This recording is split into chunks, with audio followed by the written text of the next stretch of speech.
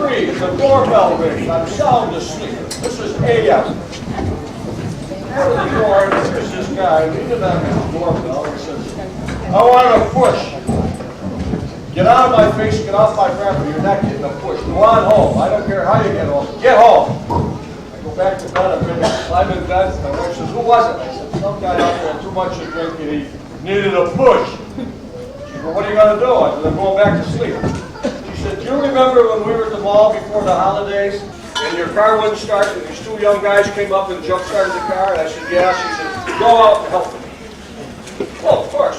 Being a good husband I am, put on my boots, put on the jeans, put on a jacket, go outside. I said, hey, are you out there? She said, yeah. I said, you still want to push? She said, yeah. I said, where are you? He said, on the swing.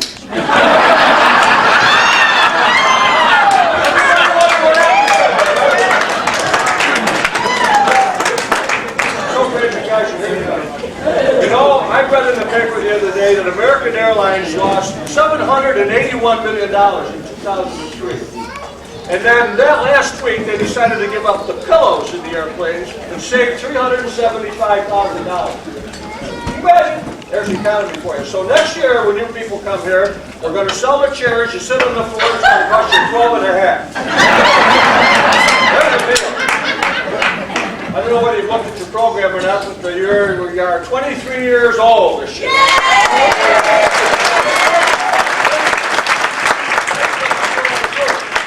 If we last another 23 years, we'll be longer than Bill Clinton's book. And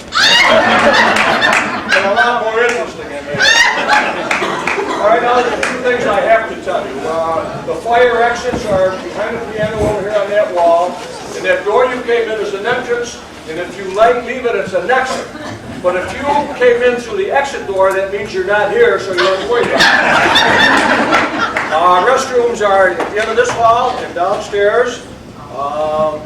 They're nice and cool, so you don't have to worry about staying in here too long. Bar is over here. It's a no-smoking facility, so please don't confuse the smoking and the latrines. We don't want people going outside and smoking inside. That didn't work last night either, so I'm not going to. We appreciate you folks being here. You're going to have a wonderful time because it's a great show. And I have to explain that a little bit for you. The format is somewhat different than what we've had in the past, in that the music and the skits are incorporated in the melodrama. So a lot of the scenes you're going to be seeing in the first act are behind the screen, so to speak, or backstage. And then during the second and the third act, it will be the vaudeville show, which is surrounded by melodrama. And if you understand that, explain it to me, because I'm leaving! Bye!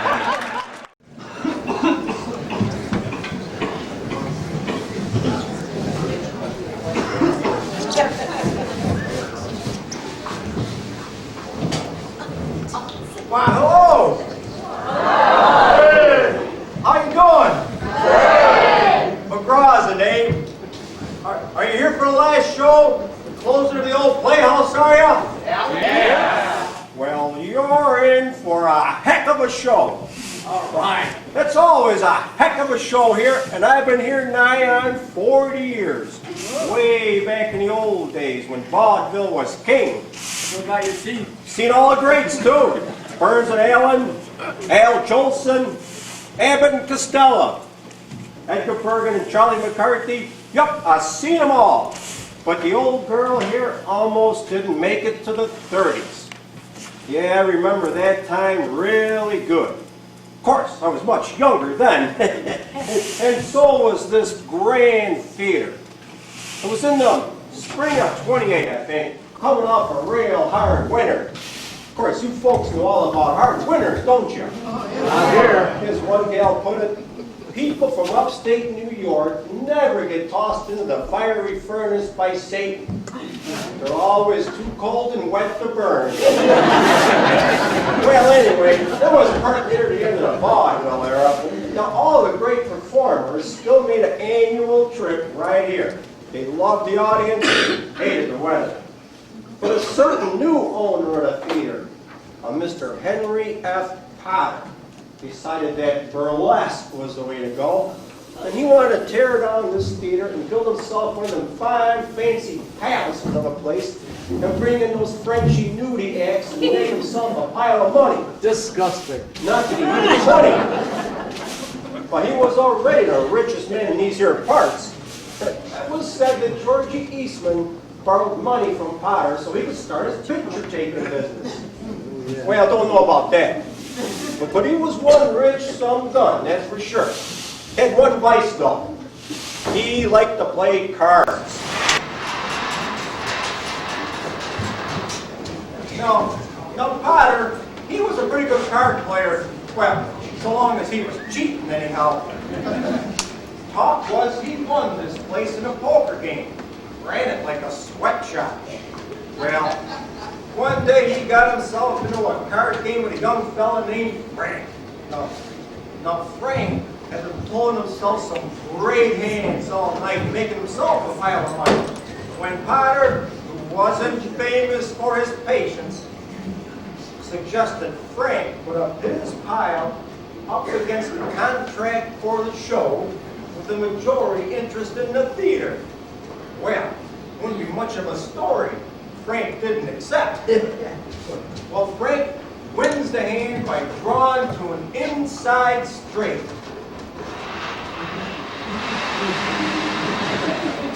Imagine that, an inside straight. Not exactly the smartest poker playing move, but, well, I guess that's why they call it gambling.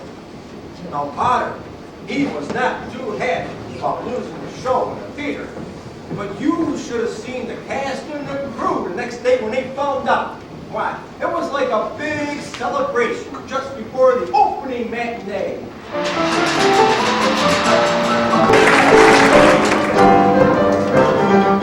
There's no business like show business, like no business I know. Everything about it is appealing. Everything is everything will allow. Nowhere could you get that happy feeling if you were stealing that extra pound. There's no people like show people. They smile when they are low. Even with the turkey that you know will fold, you may be stranded out in the cold. Still you wouldn't change it for a sack of gold. Let's go on with the show. There's no business like show business, like show business I know.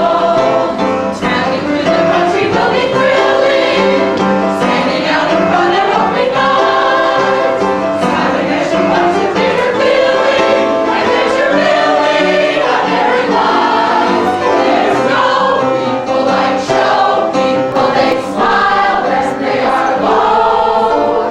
Yesterday they told you you would not go far. At night you open and there you are.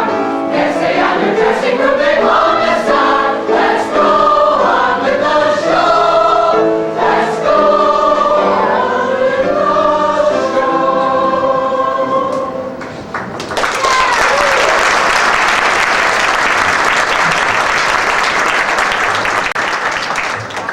You know, I think that today is the beginning of a new era for our merry little troupe.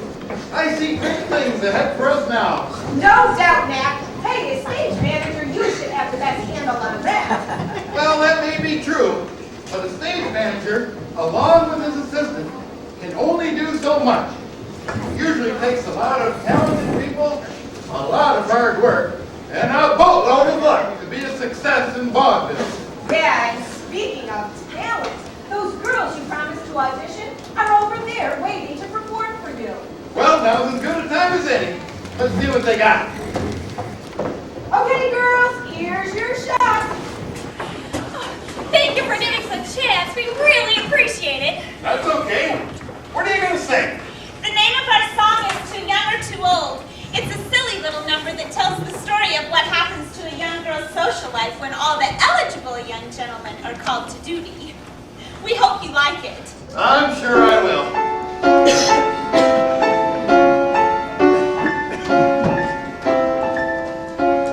You marched away and left this town as empty as can be.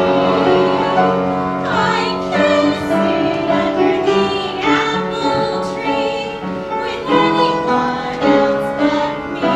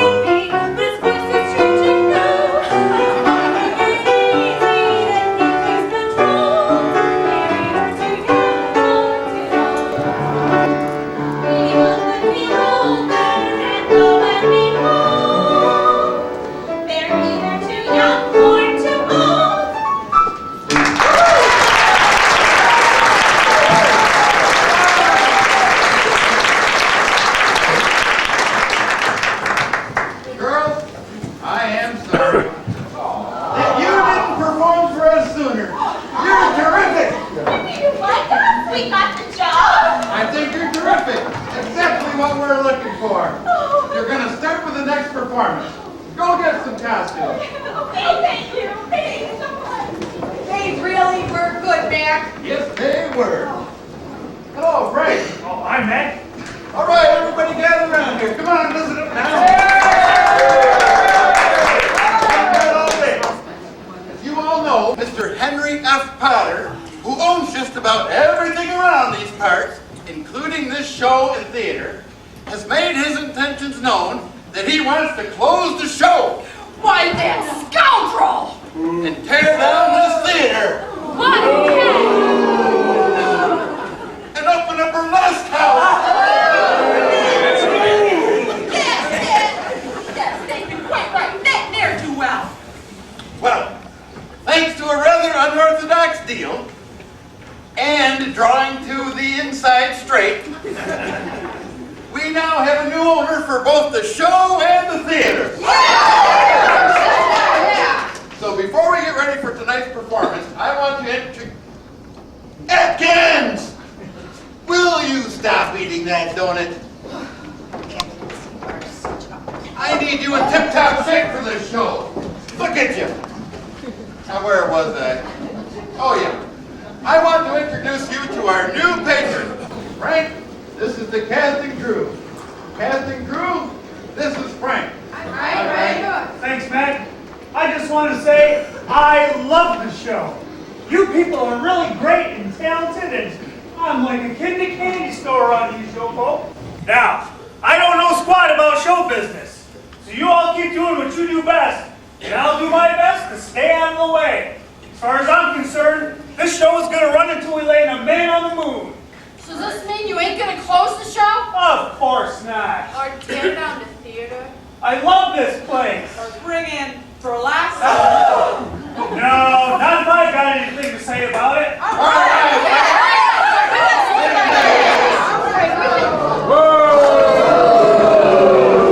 What is all this infernal racket about? Well, Mr. Potter, I was just introducing the casting crew to our new owner. They were just reveling in the knowledge that we are under new management. Management that won't run us into the ground. Right. Or treat us like things. Or tear this building down around us. You're such a scoundrel! Feeling pretty smug, are we? It is often that someone gets the best of Henry F. Potter, as just about anybody in the entire Finger Lakes region. This show, this vaudeville, is a thing of the past. It's history. Burlesque is the entertainment of the future, and rickety old rat trap of a building should have been torn down years ago. You can't stand in the way of progress, you show people. Well, Mr. Potter, now that you are only the minority owner, you don't have a whole lot to say about it. Yay! That's so. Well, it would do you all well to read the fine print in the agreement. Get me out of here.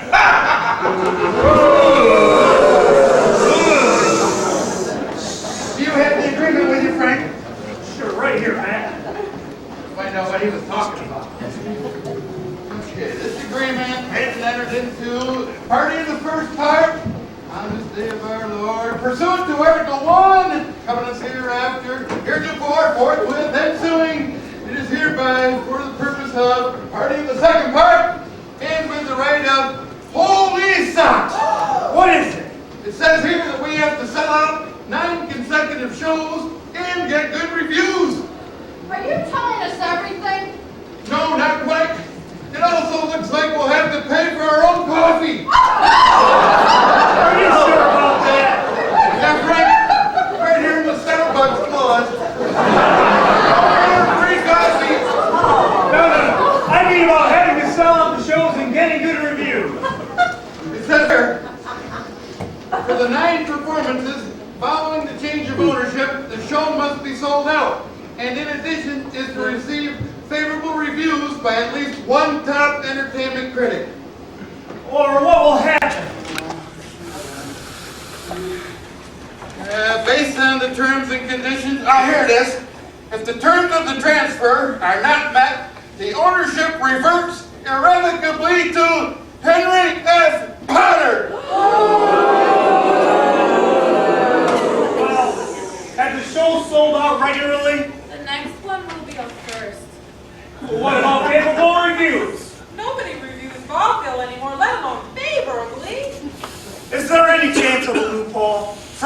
right here, paragraph 12. There will be no loopholes except as initialed by Henry F. Potter. So we're sure there's no legal way out of this. Oh, I'm positive, Frank. Besides that, I'm just reading in the melodrama handbook. Villain always gets the upper hand on the hero. I guess that's it. We're doomed. Ruined. Oh, it's gonna be a real shame to see these poor kids out of work in these hard times. Heartbreaking to see this building, this monument, torn down and replaced by some fancy, rooty-gooty doll. Hey, kids, don't give up so easy. You're a showboat. And when the going gets tough, the tough get going. You don't quit. Did Shakespeare quit when they burned his Hamlet? No! Did Nero quit when they hated his fiddling? No! What's she talking about? Leave him alone. He's on some sort of roll. Did Columbus quit just because he couldn't find Ohio? Well, you know what I mean. No! If we all stick together, I'm dead bird sure we can beat this.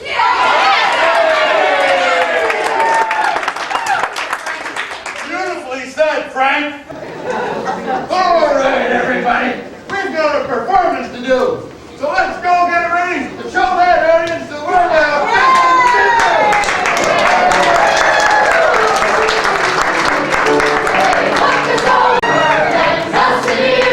Fresh out of forward, mortgage up to here. And don't pass the plate, folks, don't pass the cup. We're here whenever you're down and out. The only way is up and we'll be up like a rosebud high on the vine. Don't fall your rosebud, take a hit from that. We'll be turning over, but we will get some. And look out, girl, here we come. Here we come.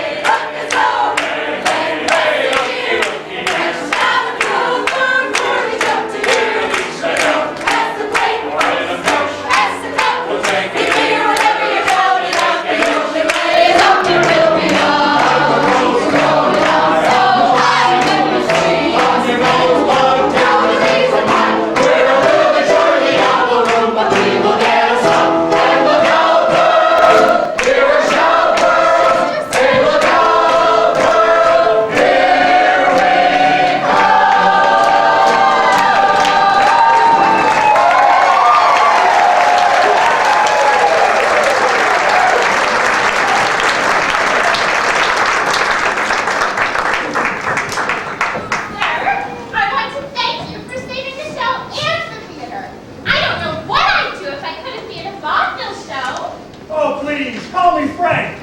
I ain't no sir, just an old card player. What's your name, little lady? Thank you, Frank. My name is Chrissy Sunshine from Ottumwa, Iowa. Are you the star of the show? Oh, heavens no. I don't wish. I am just a chorus girl, but I sing and I dance. Someday I hope to be a star. Well, I would think someone as lovely as you would be headlining the show. Oh, Frank, you are very kind, but I have only been with the show for 1 week. But I love the show, and I love it here, and I think I love... Well, I'm sure with your talent and beauty that you will soon be the star of the show. If I can be of any help at all, you just let me know. Frank, you are so kind and, well, handsome too. It was an honor to meet you, Frank. Thank you. It was a pleasure to meet you too, Miss Chrissy. I hope to see you again soon. What a wonderful girl. Oh, you beautiful girl.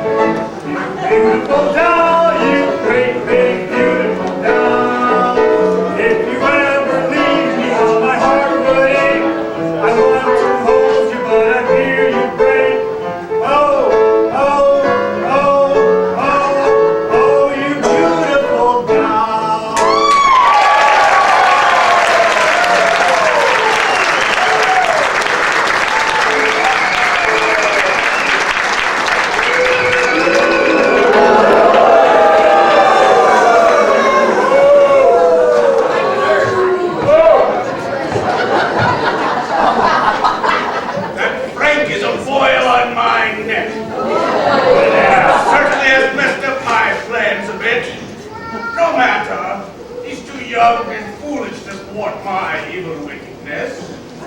And now I've discovered a fatal flaw. Seems he has a weakness for the ladies. One particular lady, in fact. That certainly makes my plan to get back to the theater and the show that much easier. But first I will have to hatch a devious plan. A surefire plan. Yeah. So no one comes to the show. A plan so vile and sinister that failure is assured. And who better than I to make that happen? After all, it was I who let loose the bedbugs in the orphanage. It was I who switched the prune juice with the grape juice at the nursing home. It was I who stuffed the Thanksgiving turkey at the soup kitchen with baked beans. And it was I who sleekly set the 7 slightly scared Siberian skunks scampering through the hallways at Pepe Le Pew Primary Preparatory School. And now those buildings are mine! Mine! Oh, mine!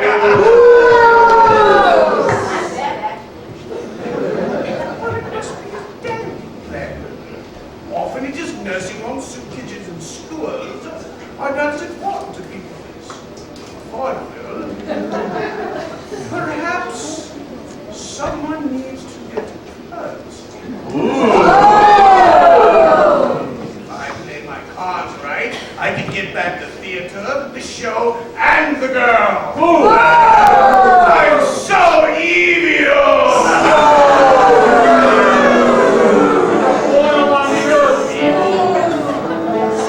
I'm so evil, the devil, that's right. And I pity anyone who's in me.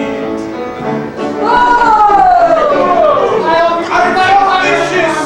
Oh, so vicious! It's delicious how vicious I feel. I'm so evil that I can't believe I'm real. Silly boy in that hill. Such an evil face, such an evil suit, such an evil smile. Such an evil me! I'm so evil. Oh, so evil! This evil should bow down to me. And this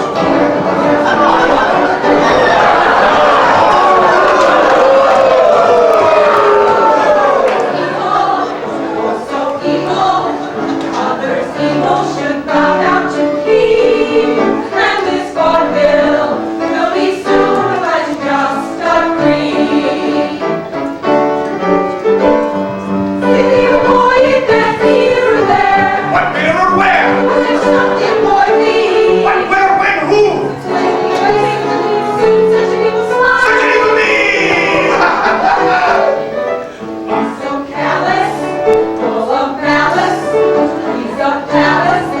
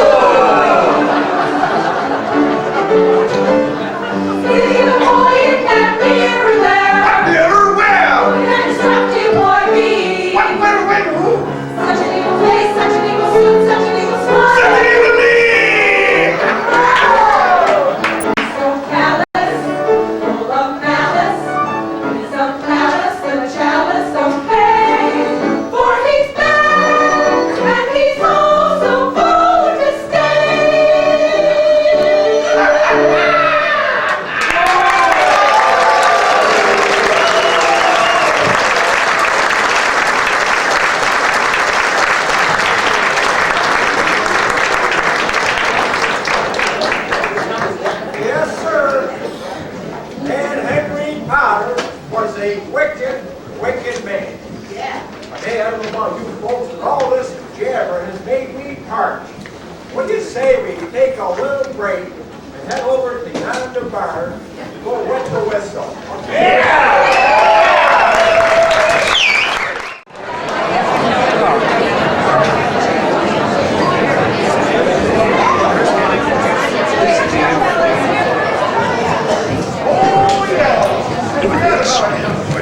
Well, I better get this over with. We're a little behind schedule already. The doors are going to open in less than an hour. Send them in, please. Are you the fortunate director for whom I am to audition? What's your handle? I beg your pardon, my good man. Your name? What do you go by? I, sir, am none other than Master Thespian! Yeah, nice to meet you. What's your shtick? I beg your pardon. What do you do? Acting! Acting, huh? Can you cold read? Sir, I am Shakespearean trained by the great Baudelaire himself. Why, I can make the reading of a phone book bring an audience to Terrific. Can you take directions? Sir, I am a consummate professional. Great. Just what we need, another constipated professional. Let me see. Here. Read this.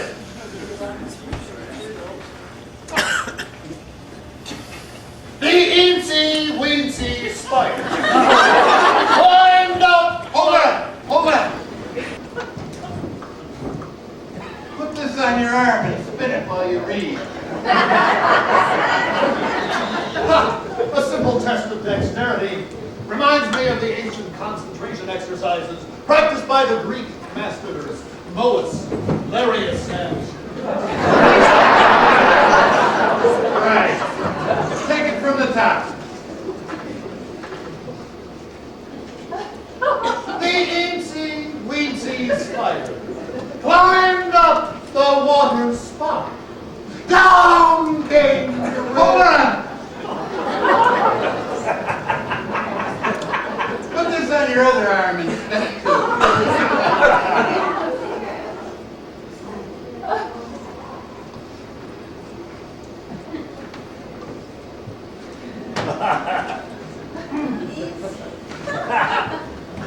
The eensy-weensy spider.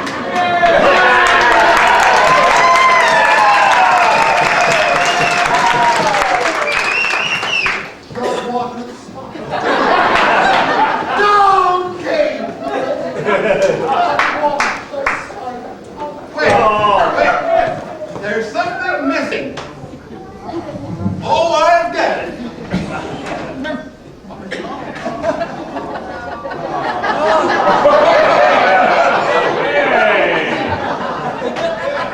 Okay, continue.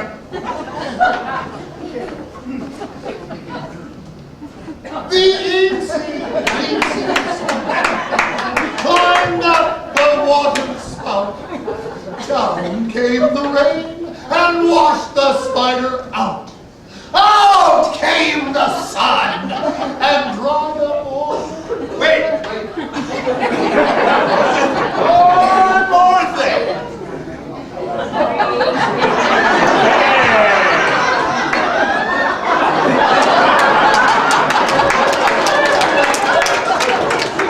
All right. Once again, from the top.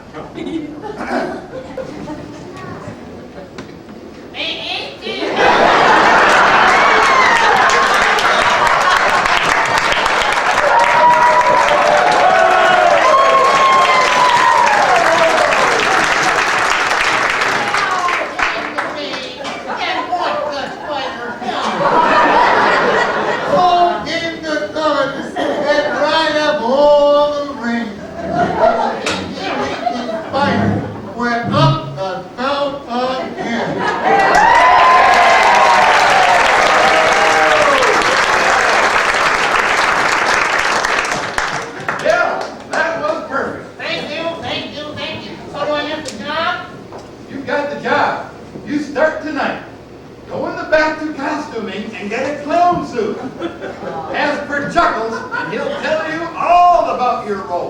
Pagliacci, one of the classics.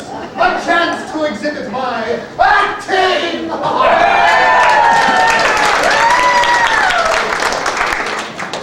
Okay, that should just about do it. And not a moment too soon.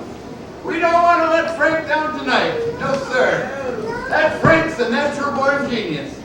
Getting those big acts to join our show and that ingenious advertising he came up with has given us a real shot to save our show. Atkins! Would you stop eating that ice cream? I'm about my wit's end with you.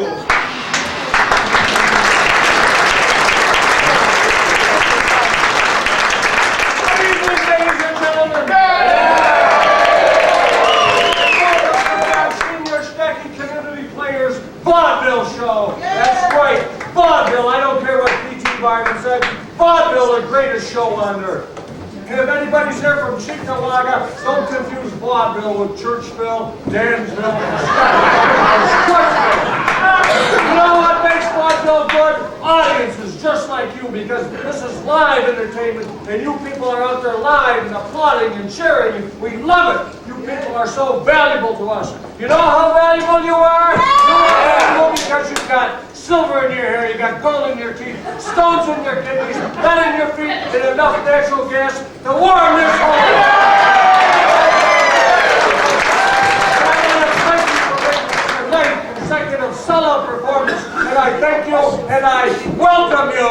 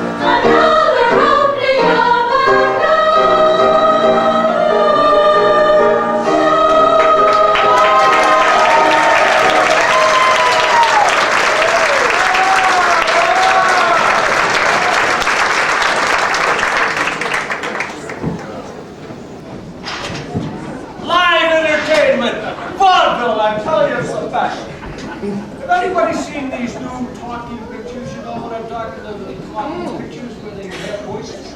I went to one the other night called The Lights of New York, and I just don't get it. If you want to hear what's going on, come to a vaudeville show.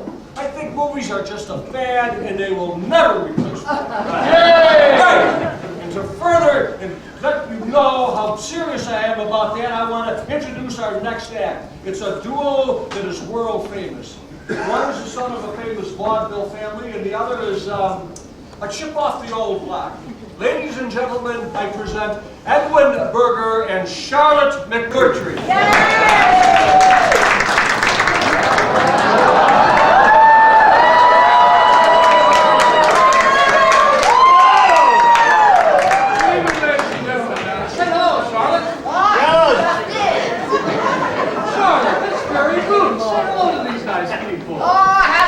They're so nice. Oh, that's because they have good taste. Sure. Oh, now what are you agreeing with me for? What do you mean by that? Oh, would you think that a grown man with his hand in a wooden doll has good taste? I'm sure you're enjoying the show so far. Hey, don't put words in my mouth. What do you think I am? A dummy? You're in a foul mood. Oh, I'm not feeling too well. Oh, really? What's wrong? I have a knot in my neck, see? Oh, really? I'm bored.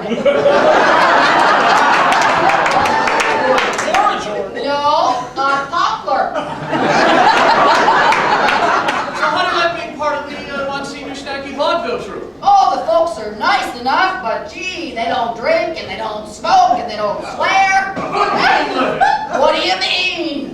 Charlotte, don't you know what good, clean living is? No, what good is it? Are you still drinking these days, Charlotte? Just under doctor's orders. Doctor? Well, a tree surgeon. I met in a bar. Was it a man or a woman? Now it would almost have to be, wouldn't it? Anyhow, he told me to have a little snoop just before going to bed each night. Well, that sounds reasonable. Of course, I do find myself going to bed 4 or 5 times a night. Now you know excessive drinking can be harmful. Oh, boy, and didn't Mrs. Miller find that out the hard way. How do you mean? Oh, she didn't even know her husband drank till one night he came home sober.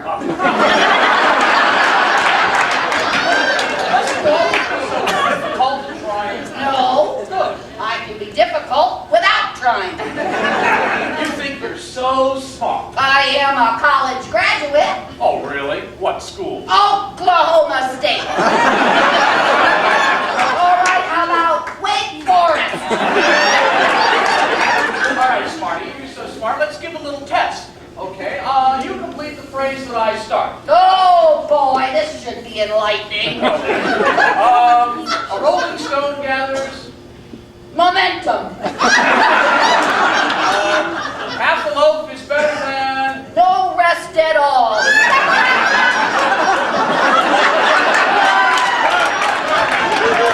Fingers don't lie. But girdles condense the truth. Two heads are better than one. But very conspicuous. That was very interesting. But now let's move on to the big ventriloquist's finale. Fresh. What's all that about? Hey, whoop, be careful with those hands, mister. Oh, I'm sorry. Hey! Oh, I was just kidding. But you know, if a man really does get fresh with me, I usually tell him a thing or two. Oh, really? What's that? My address and phone number. Charlotte will now sing a little song for you while I refresh myself with a little beverage. Would you like to begin, Charlotte? Oh, wouldn't I?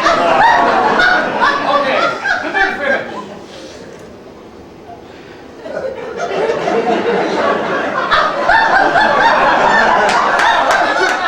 Oh, did I miss something? Charlotte, you've done this 1,000 times. You're helping to make me look like a fool. And you don't need any help. All right, here comes.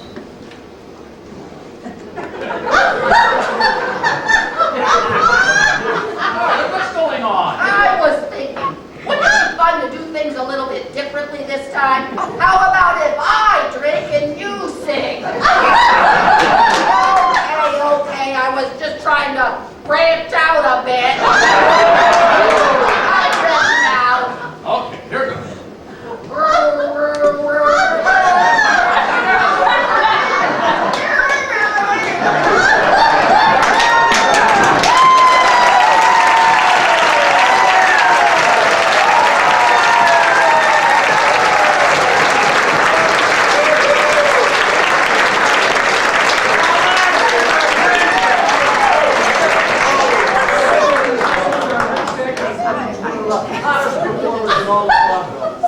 Make that shoulder.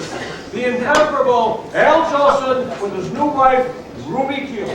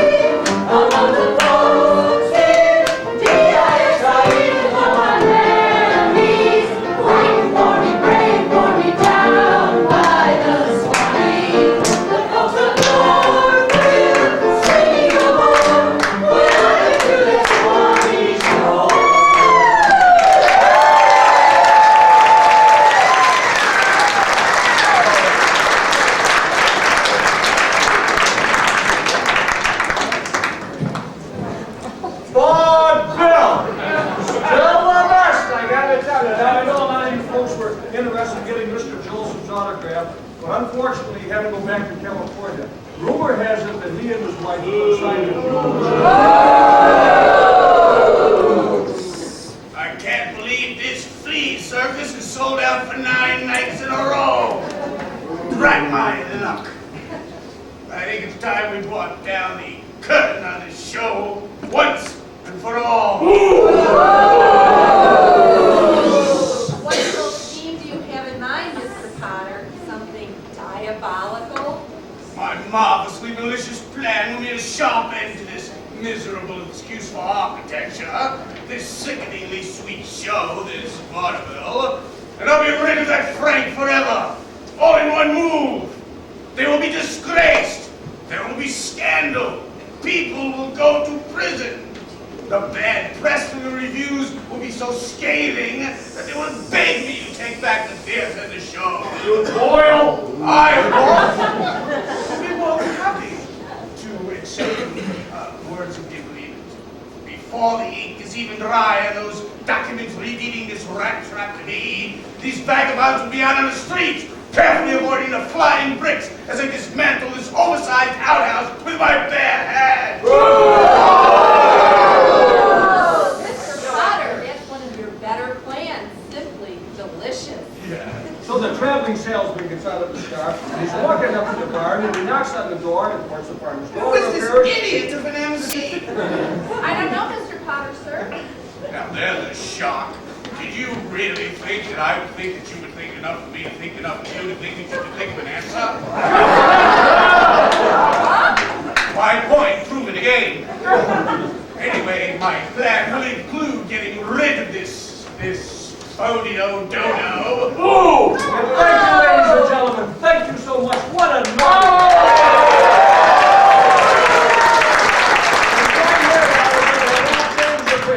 We got a good old boy from the Shenandoah Mountains of Virginia, right here with his rusty banjo. Sorry, trusty banjo. Slim Chance!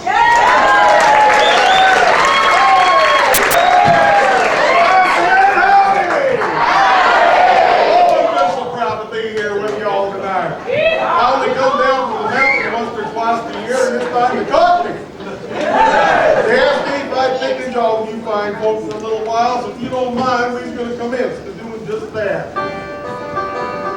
Y'all like the banjo? Yeah! I sure do. What do you think of this here banjo? Yeah! Dandy, I just picked this up just this afternoon. That's right, little brother, he dropped it this morning. Little brother, he don't like the banjo too much. He calls it a drum on a stick. Little brother said to me the other day, he said, what do you call a room full of banjo pickers? I said, little brother, I don't know. He said, the unemployment office. Always wanted to be a banjo picker, though, as long as I can remember. When I was young, and Mom came up to me and she said, son, what do you want to be when you're all grown up? I said, Mom, I want to be a banjo picker. She said, son, I'm afraid you can't do both.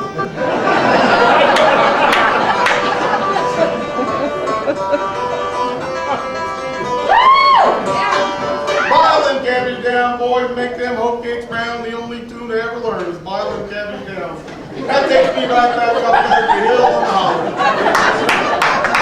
We live up there on a dairy farm up there, and Pa's been working that farm all his life, just like his daddy worked the farm, just like his granddaddy worked the farm. He wanted something better for us youngins than he had. So he saved up and one of us off to college. Oh, I wanted to go. Yes, I did. But Pa said me and the cows, we get along too good together. So I had to stay on the farm and work, and little brother, he got to go off to college. I didn't get to go. But I did enjoy my schooling years. Yes, I did. I made it all the way up to the 5th grade. Yeah!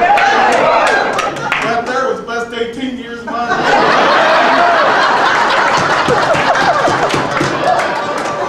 Little brother, he got to go off to college. He came back after the first year and he said, Pa, I'm home.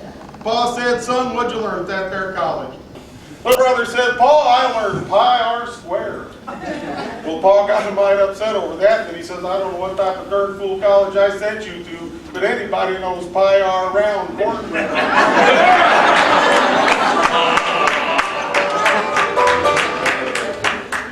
We live up there on the dairy farm, like I said, up there at the hill in the holler. We had ourselves an old milk cow. It was a champion milker, great milker. Yes, sir. In fact, it used to take all the ribbons at the county fair till that tornado went through. Now she's another failure. Last October, Paul was back there at the dairy barn hanging up all these loudspeakers all over the dairy barn and playing all these political speeches. And I said, Paul, what are you hanging up all them loudspeakers in the dairy barn for and playing all them political speeches for? He said, son, them cows give a lot more milk when they hear a lot of bull. The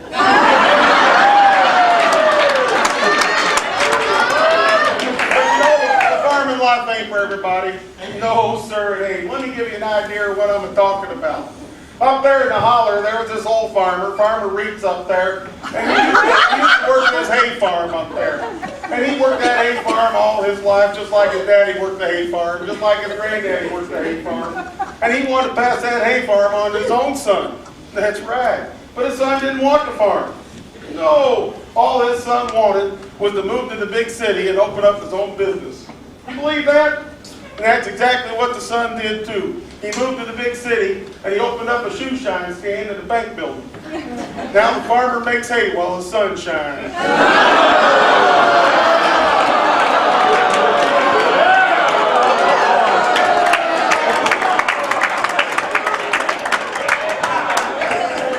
Y'all are making me as nervous as a long-tailed cat in a room full of rocking chairs.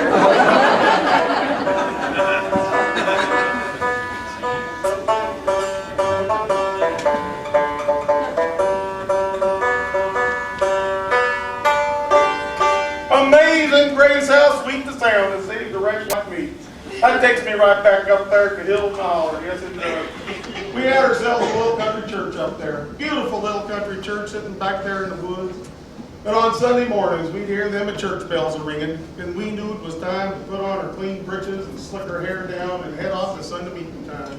Oh, we loved to hear them church bells a ringing on a Sunday morning. Well, sir, there's this old man used to ring them bells in that church. He'd been ringing them as long as any of us could remember. He must have been nigh on 80 years old.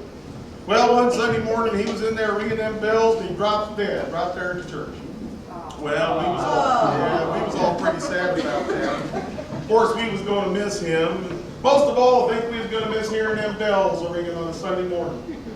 Well, his son went up to the preacher. His son says, "Preacher, I want to ring them bells like my pa did." He says, "I think it ought to be a family tradition." Preacher looks at him and says, "Well, you look sturdy enough, so if you want to, you go right ahead." Next Sunday morning, the son was in there ringing them bells for all it was worth. He was just ringing them bells for his pa. That's right.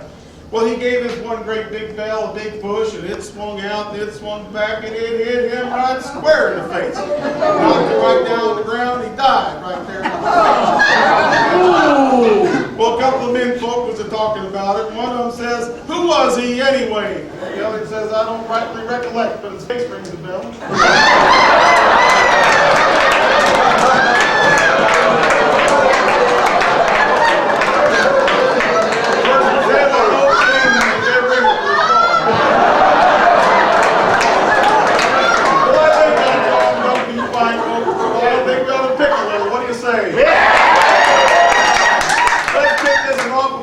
Favorite tunes. It's called "Peeking Through the Knothole When Granny's Wouldn't Lay."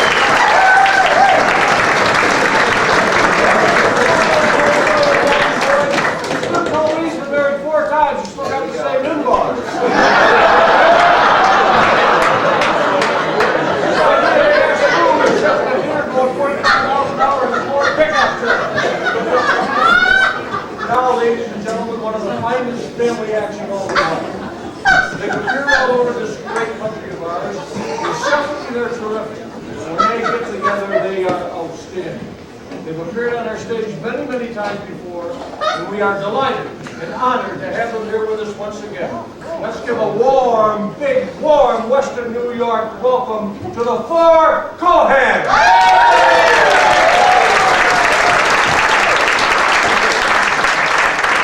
Good evening, ladies and gentlemen. We are the four Cohans. I'm Jerry, my lovely wife Nellie, my beautiful daughter Josie, and of course you all know my son George M. Cohan. All the Cohans were made for vaudeville. We're at home here, beautiful theater, messed up this night. But when we heard this lovely old theater from our pastor team, we didn't hesitate to come down and help these wonderful folks, these good old friends, sing the seasons. That's right, Jerry. We have so many wonderful memories of this area and of this very theater. So we've decided to bring back some memories for you here this evening. We are blessed with so many great friends here in the Shanty Theater, and the audience is always so wonderful. Yeah. Broadway is nice, Broadway's all right, but vaudeville is where it's at. So when the opportunity came up, well, we just couldn't resist. So let's see if you can remember some of my old songs.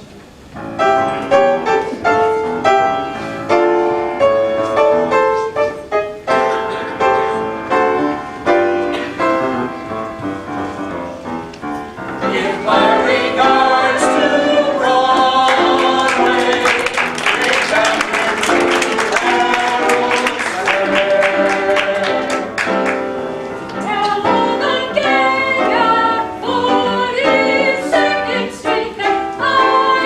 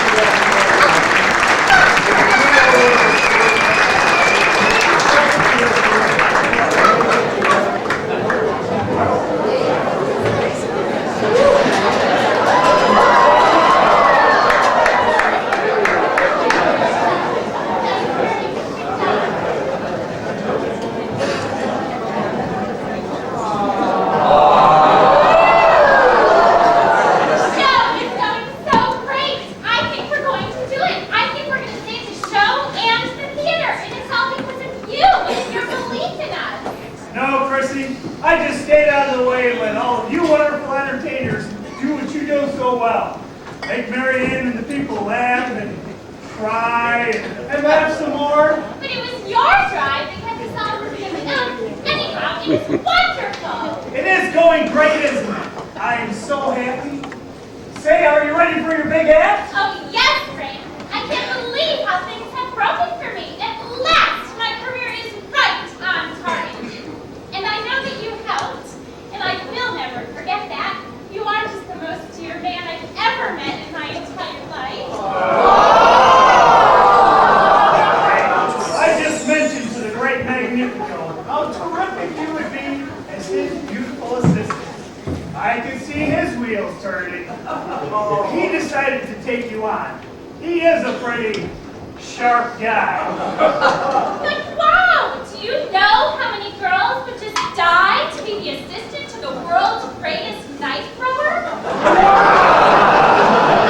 Almost every girl in the show applied for the position. I was on pins and needles the whole time. In fact, since he hired me, my head's been spinning. So now you're a vaudeville star. The world's greatest knife thrower has the world's most beautiful girl as his assistant. Chrissy, you need to be getting ready for your act. Yes, ma'am. I'm on my way. Say, Chrissy, how about some dinner after the show? Sure, Frank. That would be great. Frank, can I talk to you? Frank. Sure. Frank, this is Gene Shelnut, world famous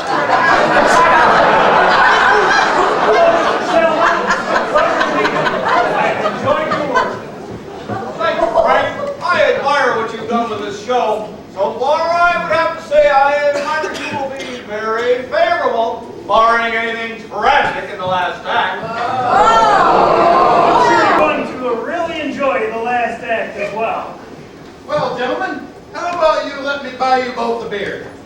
That sounds like bribery to me. No! That sounds great!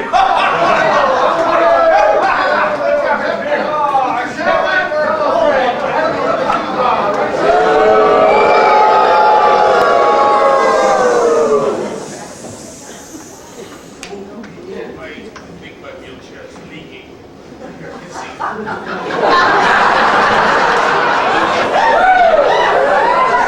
Leave it alone, Marianne, leave it alone.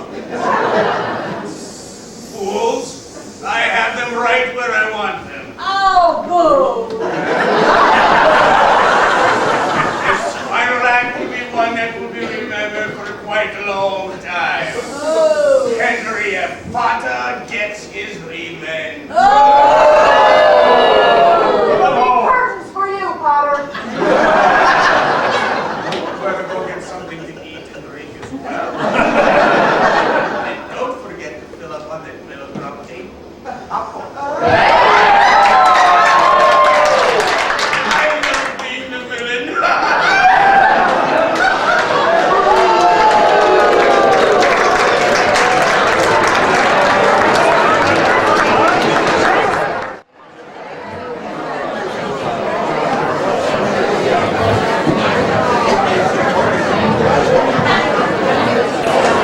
I gotta say, things were really getting exciting. All we needed was for a decent final act, and we was home free. The audiences loved the show. All 9 that were needed were sold out. Word of mouth spread the news like crazy. Why, even the famous Gene Shelnut was here to review the final show. And he was a-loving it. He was laughing, and he was crying, and he did the right parts, too. The rest of the crew was feeling pretty good about themselves as the third act was about to begin. But so was a certain Henry F. Potter.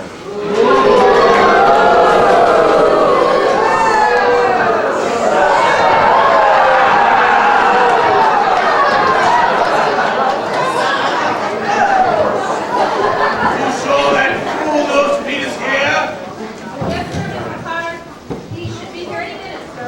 Is that so? Yes, sir. Wait for me outside. Father, If I want an opinion from you, I'll give it to you first. Now get out of here!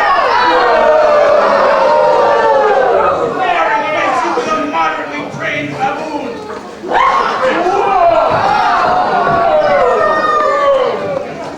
Mr. Patier! You wish to speak with me? Oh, magnifico, yes.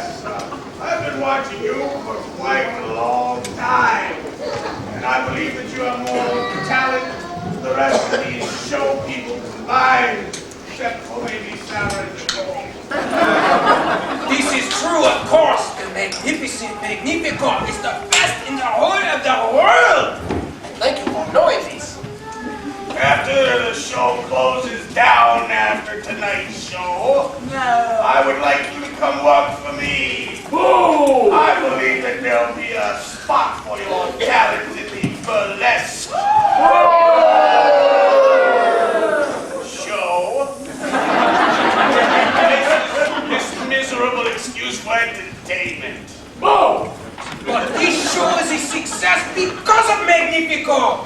It will go on.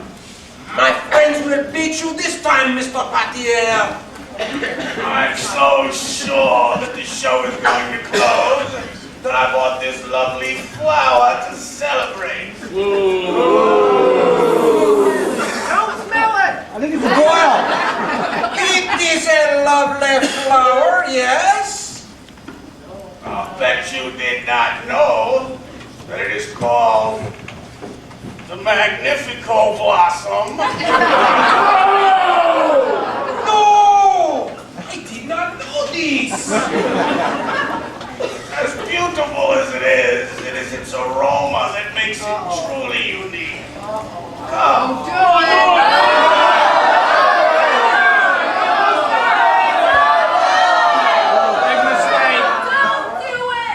Take a sniff. Take a big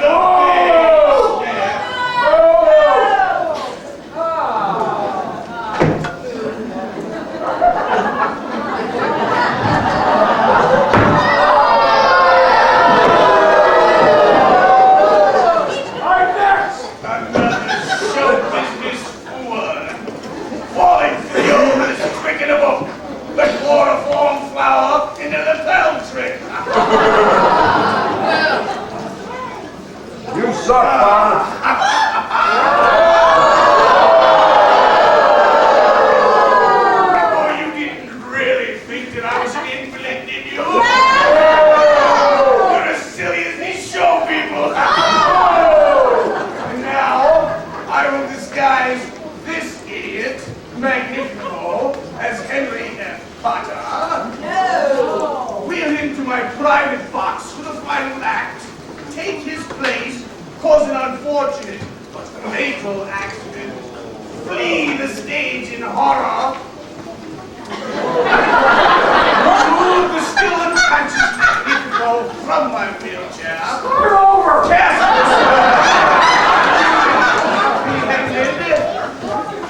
What? And resume my regal position as Henry F. Potter, former and future owner of the theater and show, while Magnifico resumes his new position as disgraced former vaudeville night blower and future prisoner of the state.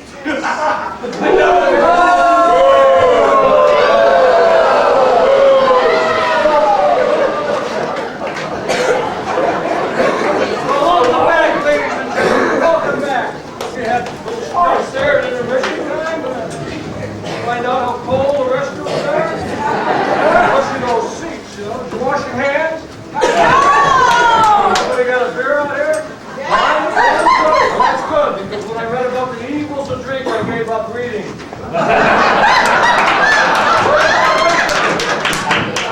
Now, ladies and gentlemen, a little slice of Americana. Do you recall the very first time that you purchased a ticket to travel? Well, sit back now and relive that experience as you watch a young lady go through that same trial. Ladies and gentlemen, Nan and Jan at the train station.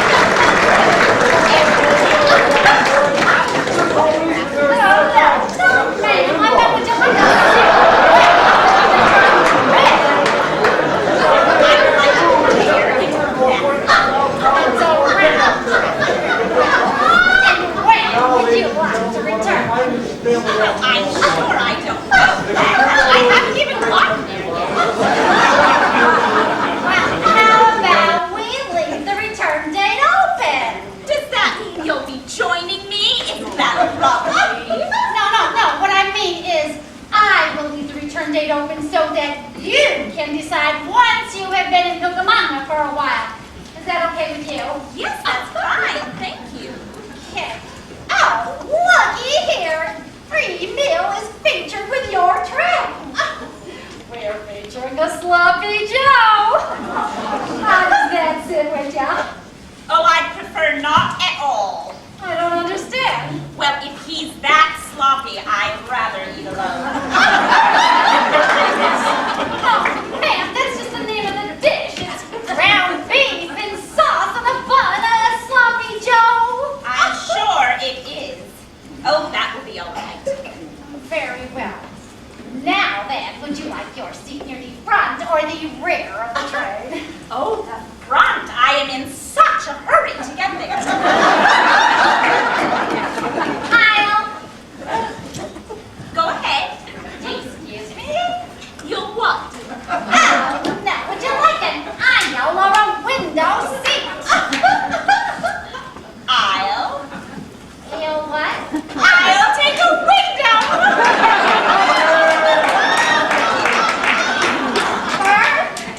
June 12, 1888. No, ma'am, do you want a sleeping bird? You mean you get a choice these days? Well, of course you get a choice. Well, I know if my mother had had a choice, she certainly would have chosen sleeping. I understand that was particularly difficult to reach, you know. Now, my two children were no trouble. Harold was particularly easy. Marianne, she was No, ma'am, you misunderstand. The place you sleep on a train is called a berth. Well, how long is the trip to Cucamonga? Well, let's see. Actual rail time is 46 hours. With stops, that's 52 hours. Oh, I'll take the shorter of the two. No, ma'am. All the trains make the stops. All right, then. I guess I'll take a born. A berth. Oh, yes, thank you.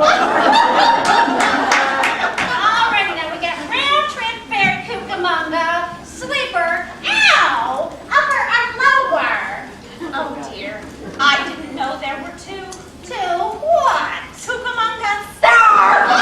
What? Two Cucamongas? That's what you said. What did I say? There were two Cucamongas. I did? Yes, an upper Cucamonga and a lower Cucamonga. Ow, I understand your confusion. No, I meant would you like an upper or lower berth?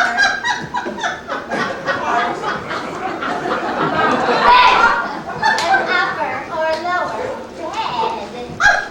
Now, what's the difference? I mean, what's the difference in price? Oh, the difference is $1. The buses are $4 and $5. You understand? Of course, the upper is higher than the lower. A higher price for the lower berth. It wasn't always that way, you understand, but we found that the numbers were higher in the lower. In fact, the higher, the fewer. Why do you think so many people chose the lower? Well, because it's more convenient. Most people don't like the upper, even though it's lower on account of being higher. Because when you have an upper, you gotta get up to go to bed, and then you gotta get down to get up.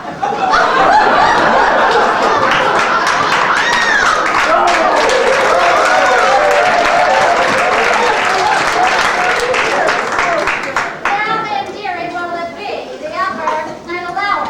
You can have the lower, but you'll have to pay higher. But if you're happy to go higher, it'll be lower. I just can't decide. Say, do you book for steamship? Because I'm always...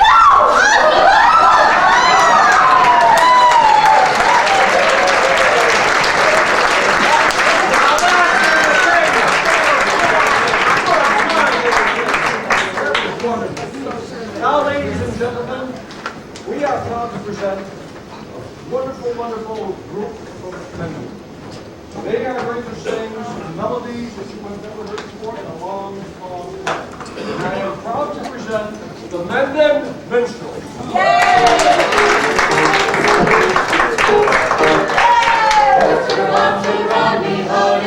Hold me tight.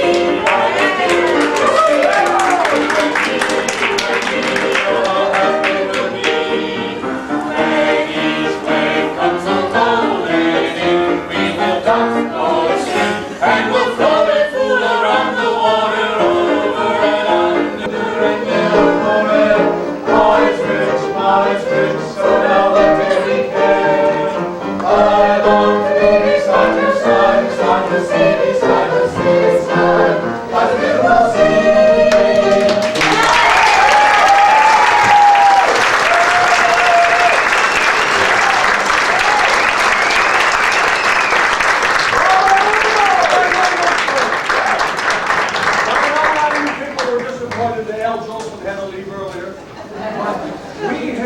Tonight, ladies, a young lady from Waukesha, Wisconsin, who was going to perform a head-spinning tribute to Al Jolson. So here, along with the Monsignor Snacky Singers, is Krispy Kreme and a magical time.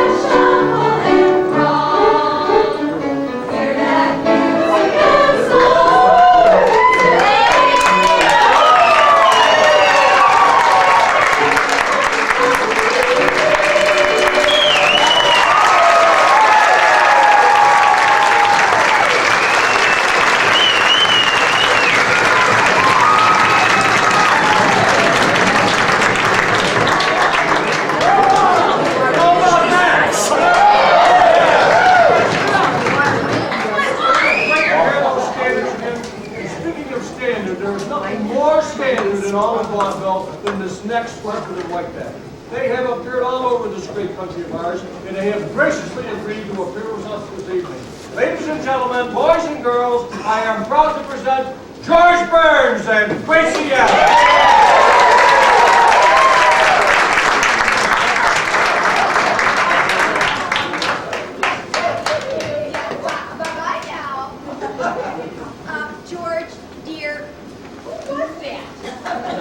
Don't know? No, my mother told me never to talk to strangers, so I didn't ask. That makes sense. You know, this always happens to me. The other day as I was walking on stage, a gentleman came up to me and said, "Hiya, cutie, how about a bite after the show?" And you said? Well, I said I'm busy after the show, but I'm not doing anything now, so I went ahead and did him. Gracie, honey, let me ask you something. Did the nurse ever happen to drop you on your head? Oh, George, when I was a baby, we couldn't afford a nurse, so my mother had to do it. You had a smart mother. Well, you see, smartness runs in our family. Why, when I was a little girl, I was so smart, my teacher was in my classroom for 5 entire years. What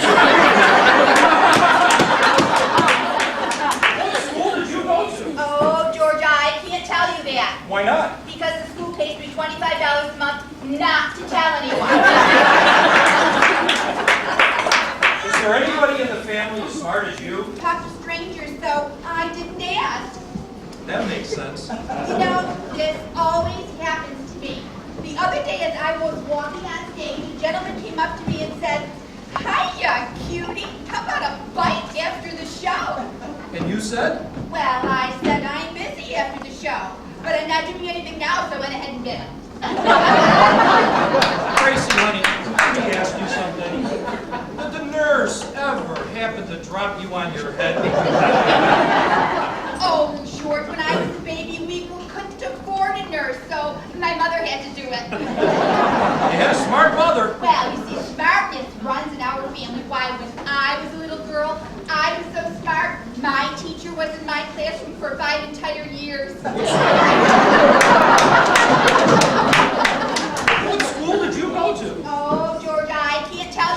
Why not? Because the school pays me $25 a month not to tell anyone. Is there anybody in the family as smart as you? Now, there's my sister Hazel. Why, if it weren't for my sister Hazel, our little canary would never have hatched that ostrich egg. Canary hatched an ostrich egg? Well, actually, the canary was too small to hatch the egg. So? So, Hazel had to do it. How did she do that? Well, what she did was she sat on the egg and held the canary in her lap.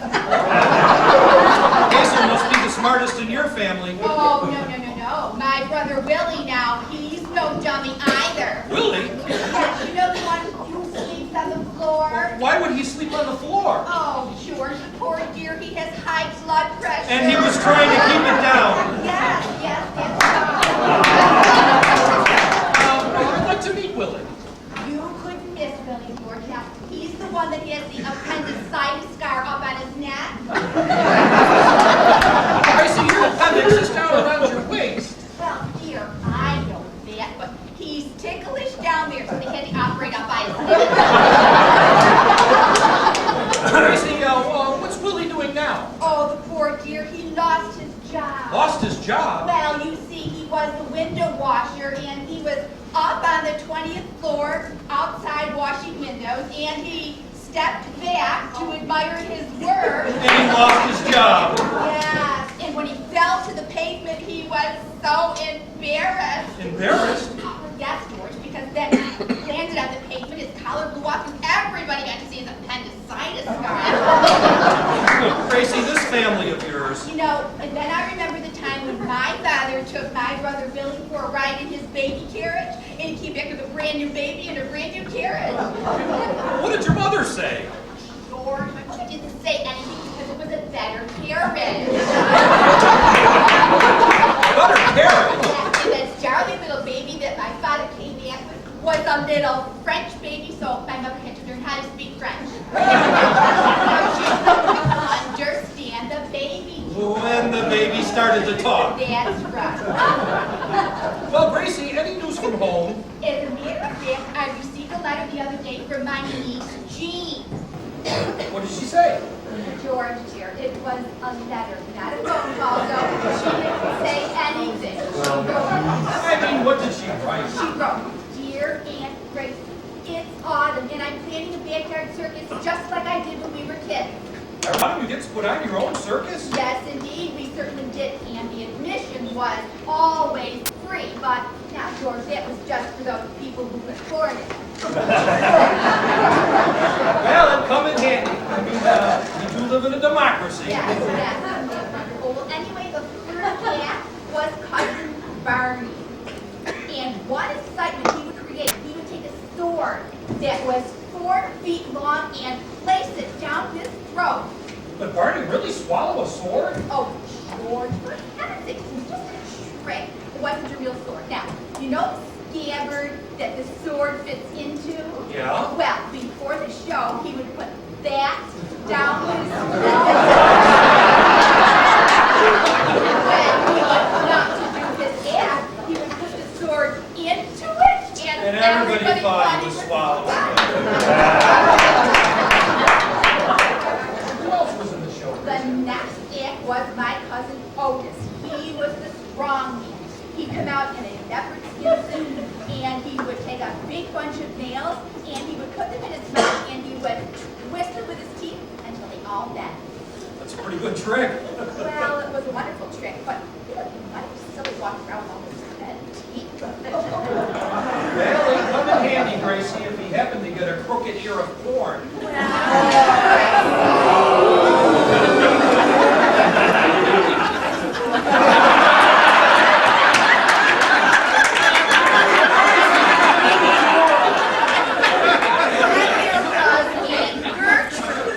She was the snake charmer.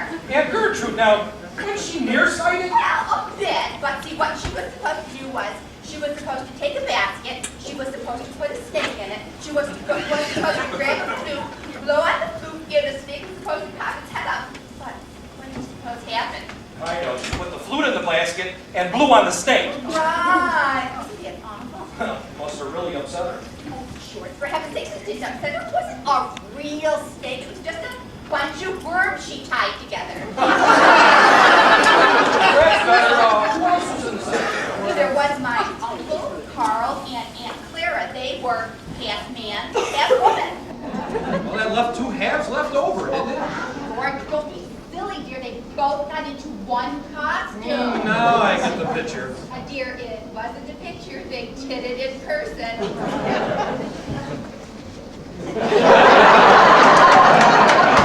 Gracie, what was your act in the show? Mine, dear? I was the lion tamer. You were a lion tamer? Yes, indeed, I was. What I did is I took my house cat and taught her all kinds of tricks. How to stand on a pedestal, how to roll over, how to play dead. Sounds like a pretty smart cat. She was a very smart cat. But for some reason, when she got on stage, she forgot all the tricks that I taught her and just hit kittens. That must have caused quite a sensation. It caused a marvelous sensation. But what was it? She refused to do it for second performance. Gracie, this family of yours, we all live together. Yes, here's my mother, father, my brothers and sisters, my aunts and uncles, my nieces, and we all sleep together in one bed. In one bed? I'm surprised your grandfather didn't sleep with you. Well, come to think of it, Grandpa did. Then he died, and they made him get out. Say good night. Good night, everyone.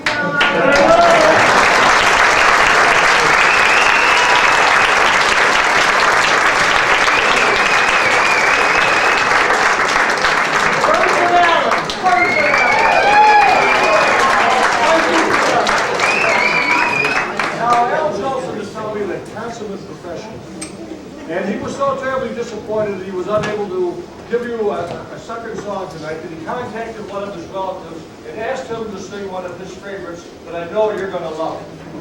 So, from Toronto, Canada, Al Jolson's cousin, Molson Jolson.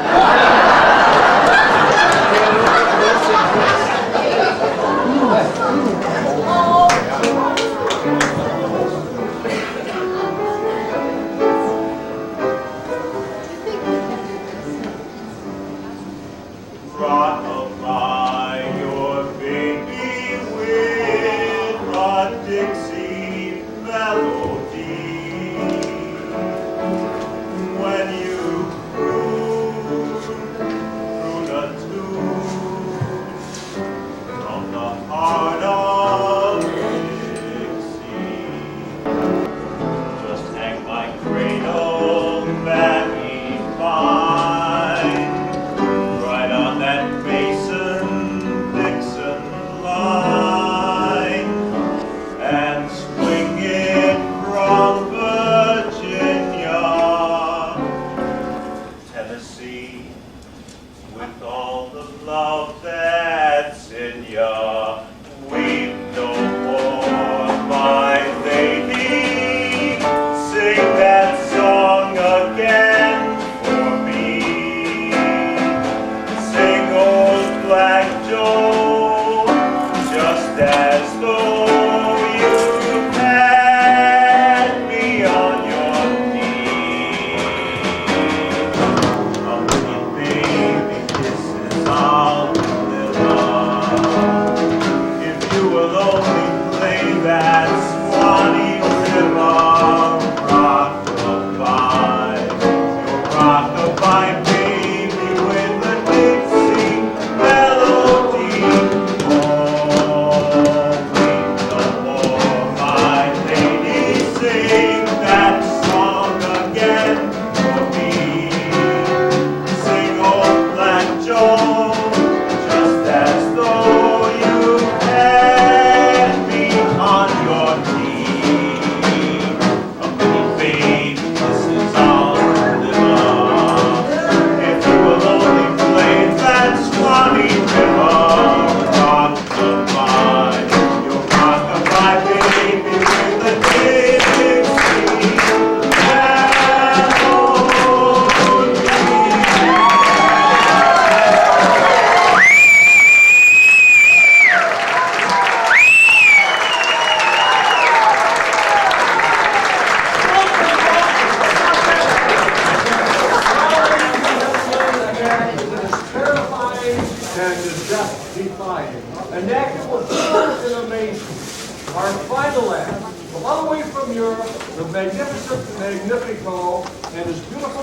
Jackson, Chrissy Sunshine.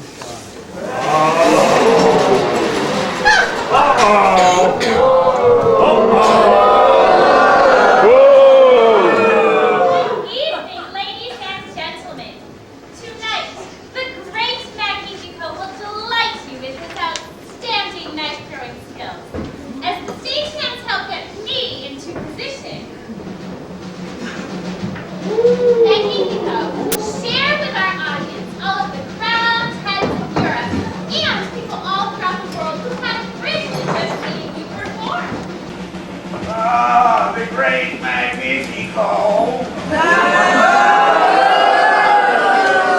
Has performed for King Burger of Hamburg. Lord and Lady Fingers of Vienna. Princess Cruz of the Caribbean. The Duke of Ellington. Whoa! The Count of Basie. And the millions of Magnifico fans all around the world. Now, as you can see, with all of Magnifico's experience, you need not fear for my safety.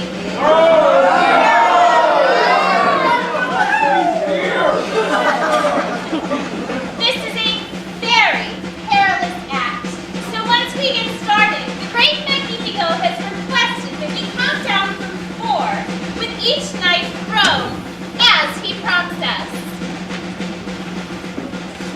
Wet you on her toes. And I am doing it blindfolded.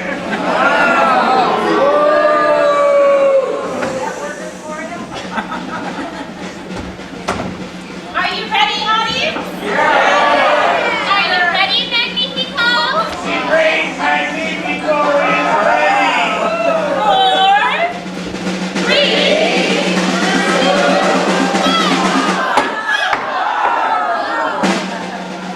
On one leg. 4, 3, 2, 1. From the knees. 4, 3, 2, 1.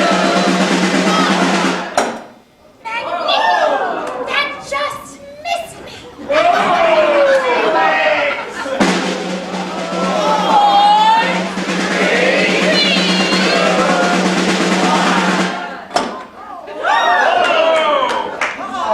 And now the throw that will make vaudeville be remembered forever.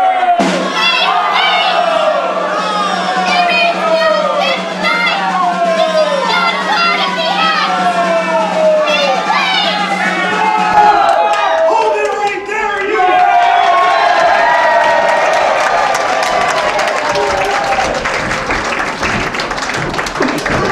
Are you crazy? Are you nuts? Are you goofy? Are you trying to ruin us? This is not the great Magnifico! It's an imposter! Why do you say that? Well, I noticed several things. First, Magnifico is left-handed, but this imposter was throwing knives right-handed. He's a proud married man and always wears his wedding ring. This man is not wearing a wedding ring. And thirdly, Magnifico is very thrifty, even for a vaudeville performer. This man is wearing very expensive Italian shoes.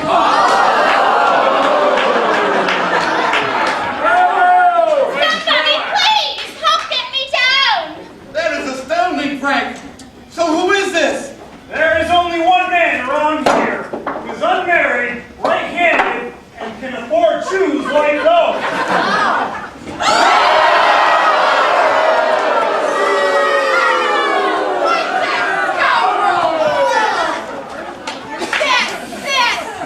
That ne'er-do-well! What a pass! You beat me, eh? Well, you still need a great review, and I'm sure this audience is angry that the show's been ruined, aren't you?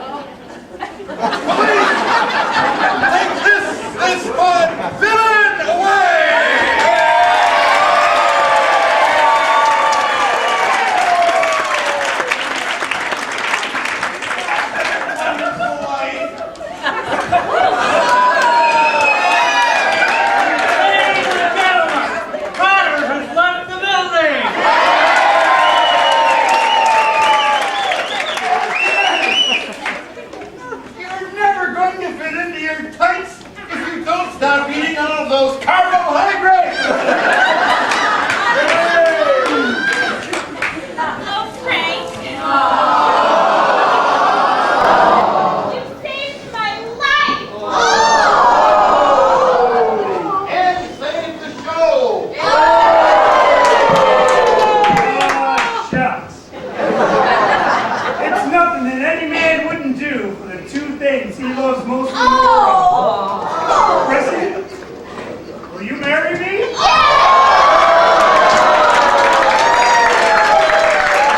Come on, Dan, we got a lot to celebrate.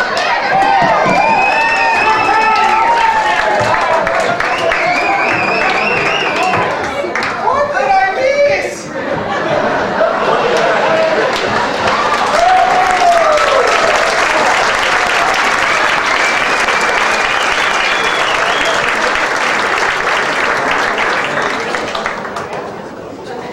Well, folks, that's the way it was. Just as I remembered every detail. Frank's here. It's time we get going now. The little woman. I'll be right there, Chrissy, my love. I hope you folks had a good time.